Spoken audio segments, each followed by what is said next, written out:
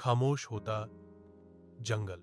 कभी बहुत समय पहले सोनापुर जंगल हरा भरा और खुशियों से भरा रहता था। चारों तरफ ऊंचे ऊंचे पेड़, बहती नदियां, चहचहाते पक्षी और खुले मैदानों में घूमते जानवर। सुबह होते ही तोते सुप्रभात कहते, हिरन नदी पर पानी पीते और हाथी अपने बच्चों के साथ खेलते। लेकिन धीरे धीरे सब बदलने लगा। एक दिन जंगल के किनारे तेज आवाजें आने लगीं। खड़ खड़ धड़ाम, पेड़ गिराए जा रहे थे। बड़े बड़े ट्रक आए। आरी की आवाज से पूरा जंगल कांपने लगा। बूढ़ा बरगद पेड़ बोला, मैं 100 साल से यहां खड़ा हूं, क्या मेरी छाया की भी कीमत नहीं? लेकिन इंसानों ने नहीं सुना।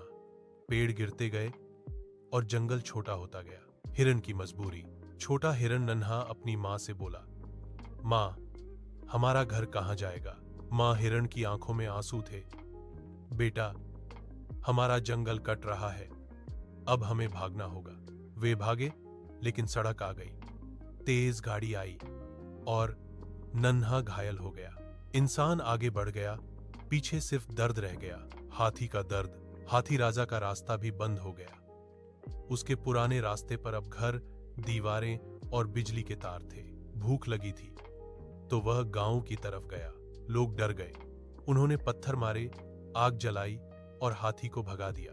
राजा दर्द से चिल्लाया, मैं दुश्मन नहीं हूं, बस भूखा हूं। पक्षियों की खामोशी।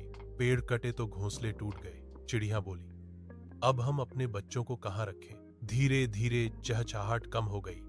जंगल खामोश होने लगा। प्रकृति का बदला। जब पेड़ नहीं रहे तो बारिश भी रूठ गई। नदी सूखने लगी। गर्मी बढ़ गई। हवा भारी हो गई।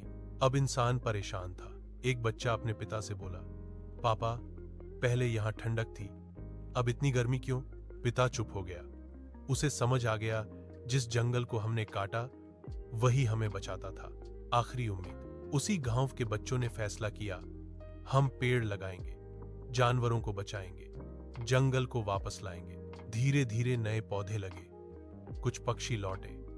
हवा फिर से बहने लगी। जंगल ने धीरे से कहा, अगर तुम मेरा ख्याल रखोगे तो मैं तुम्हारा भविष्य बचाऊंगा।